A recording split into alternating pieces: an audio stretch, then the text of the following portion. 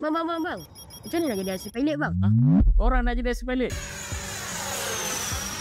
Sekarang ni semua di hujung jari geng. Boleh beli kapal dengan saya. Kalau korang tengok ini semua jet-jet idea besar. So mungkin goals korang nak fly macam ni. Tapi korang kena ikut step. Kita bermula daripada simulator kapal beginner. Jom saya tunjukkan kapal-kapal yang korang patut mula. Bang, apa kapal beginner bang? Inilah kapal beginner. Kalau korang tengok ni jet keping, ada glider, high wing trainer. Jadi first step ni paling penting sebagai beginner. Korang ikut flow je apa yang saya ajar. Bermula kalau korang ada PC ataupun laptop, korang boleh mula dengan simulator. Dekat situ korang boleh training banyak kali. Kita dah komputer pada simulator, kita akan fly macam ni lah. Untuk senang kita boleh tambah gyro. Untuk feature dia ada auto level. Bila kita fly tu, dia akan stable balik lah. Tapi saya akan ajar bukan bergantung pada gyro. Sebab kita akan panjang lagi perjalanan dia. Jadi yang kalau kau tengok ni jet keping, ini yang paling murah lah. Okay, yang ini yang paling hot selling. Ini glider. Glider ni korang boleh fly lama 40 minit. Sebelum korang pergi naik ke step seterusnya seperti EDF, korang kena fly dulu high wing macam ni ataupun high wing trainer, tricycle. Bang, kenapa kalau fly kapal beginner bang? Kapal beginner macam ni sebab dia boleh tahan hard landing. Jadi contohlah pemula memang dia tak tahu nak landing, tapi kita ada formula untuk dapatkan landing yang smooth. Lagi satu, dia sebab bentuk dah high wing, bila kita fly tu mungkin ada buat kesilapan. Kesilapan tu kita boleh recover lah. Kalau macam ini 5 saat. Kalau jet EDF tu macam 1 saat buat mistake dah boleh crash. Bang, beginner saya dah lepas dah bang. Kapal apa yang sesuai untuk saya main fly?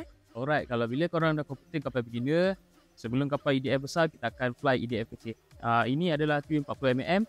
Saiz dia macam jet keping, tapi cara fly dia lain. Dia tak boleh terbang pada kelajuan rendah, dia kena laju, landing pun cantik. So macam ni lah kita punya saiz. EDF sedang ni kebiasaan dia return landing gear dia tak ada, dia fix landing gear. Jadi bila korang intermediate, transition daripada beginner kepada kapal yang intermediate, dia masih bertahan lah. Mungkin korang ada hard landing sikit, tapi ingat kita ada formula untuk landing. Untuk selamat landing kita ada flare lah dan tambah throttle.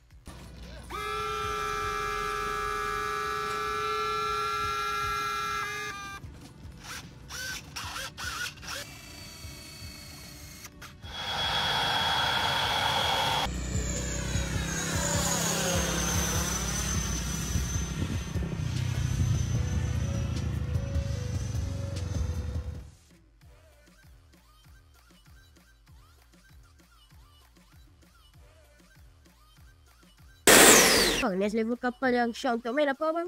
Alright, mula-mula mungkin EDF jet ni korang akan minat mula, tapi bila dah lama korang nak lebih advance lagi, nak lebih gemuruh rasa kan. Korang boleh upgrade kepada kapal yang menggunakan gas fan. Kita adalah untuk forward. Dia memang mencabar, tapi sebenarnya enjoy untuk fly. Macam gas turbine. Tapi yang ini dia lebih cost lah, cost lebih tinggi.